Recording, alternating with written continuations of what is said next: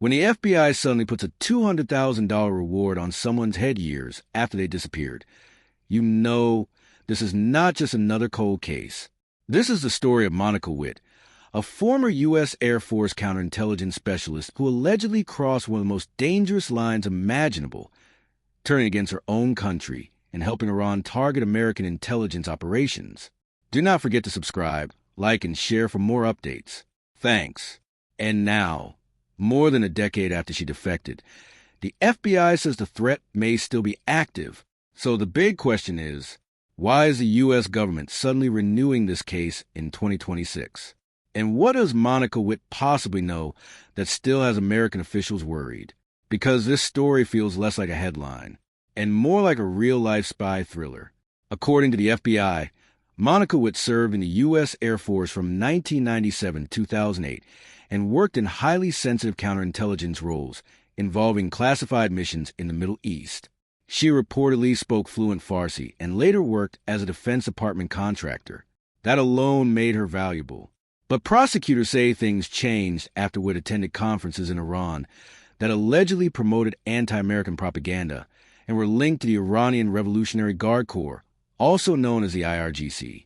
U.S. officials claim she eventually defected to Iran in 2013. Now pause for a second. Imagine being trained by the United States government, trusted with secrets, trusted with identities of intelligence officers, and then allegedly taking that information straight to a foreign adversary. That's why this case shocked national security officials when charges were first announced back in 2019. According to the Justice Department and FBI allegations, Witt exposed sensitive national defense information, revealed details about intelligence operations, and allegedly helped Iran identify and target former U.S. colleagues.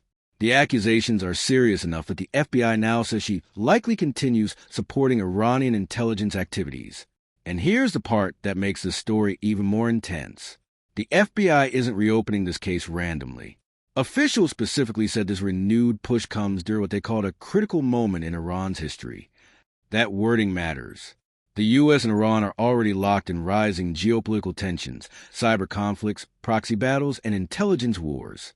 So when federal authorities suddenly increase pressure on a fugitive accused of helping Iran, it suggests they may believe she still has operational value.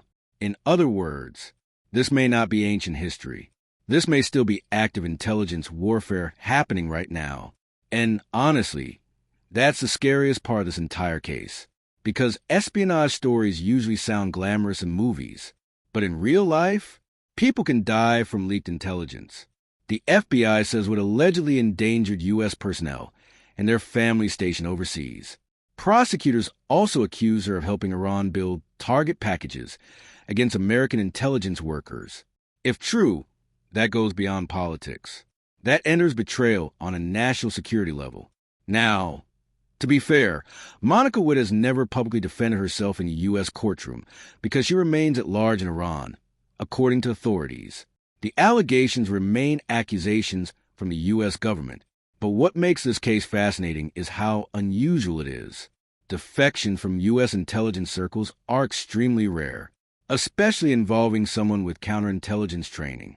Usually, these are the very people trained to detect manipulation and recruitment attempts by foreign governments.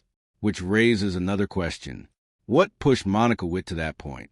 Was it ideology, disillusionment, personal grievances, religious transformation, or something deeper that the public still doesn't fully understand? Do not forget to subscribe, like, and share for more updates. Thanks. Reports over the years suggest Witt became increasingly interested in Iran and Islam before allegedly defecting. Some accounts say she felt alienated from the U.S. government and connected more strongly with Iranian narratives criticizing America. And this is where my personal opinion comes in. I think this case exposes one of the biggest fears inside modern intelligence agencies, that the most dangerous threat is sometimes not an external hacker, but an insider who already knows the system. Governments spend billions protecting against cyber attacks, terrorism, and foreign espionage. But when someone from inside allegedly switches sides, the damage can become unpredictable. That's why this case still matters in 2026. It's not just about one fugitive. It's about trust, about loyalty, about how fragile intelligence systems can become when insiders defect. And remember, the FBI is offering up to $200,000 for information leading to her arrest and prosecution.